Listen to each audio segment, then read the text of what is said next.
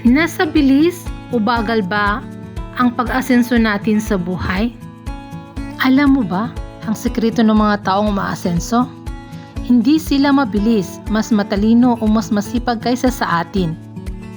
Ang kaibahan lang nila, alam nila kung paano pabilisin ang ipon at pabagalin ang gastos. Gusto mo rin bang malaman kung paano? Tara, simulan natin. Unang tip, ituring ang pera mo na parang tubig. Kung may tagas ang gripo mo, kahit gaano karaming tubig ang pumasok, mauubos ito. Kaya, simulan mong i-track ang bawat gastos mo. Pwedeng sa notebook, sa app o sa simpleng file. Ang mahalaga, alam mo kung saan napupunta ang pera mo. Pangalawa, maglaan ng pang-emergency. Minsan, ang buhay ay parang trapiko. May biglang preno. Kung wala kang emergency fund, mapipilitan kang umutang o magbinta ng gamit. Magtabi kahit konting halaga tulad ng 20 pesos or 50 pesos araw-araw. Sa isang taon, meron ka ng mahigit 18,000 pesos. Pangatlo, i-prioritize ang goals mo. Isipin mo na ang pera ay parang oras. Kapag inuna mo ang hindi importante, nauubos na ang para sa mahahalagang bagay. Kaya kung gusto mong bumili ng bahay, magnegosyo o mag-travel, siguraduhin na aayon ang budget mo sa goals na yan. Pang-apat, mag-invest, hindi lang mag-ipon. Ang ipon ay parang pananim.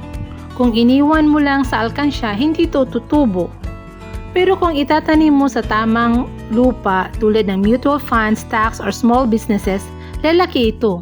Kahit 1,000 lang ang puhunan, pwede kang magsimula. Panghuli, maging consistent. Ang pag-asenso ay parang marathon, hindi sprint. Hindi kailangang mabilis, basta tuloy-tuloy ka. Maliit na hakbang bawat araw ang magdadala sa iyo sa malaking tagumpay. Ang tanong, kailan ka magsisimula? Tandaan, hindi mo kailangan ng malaking pera o espesyal na talento para umasenso. Kailangan mo lang ang tamang diskarte at dedikasyon. Kaya simulan mo na ngayon. Ikaw, anong goal mo ngayong taon?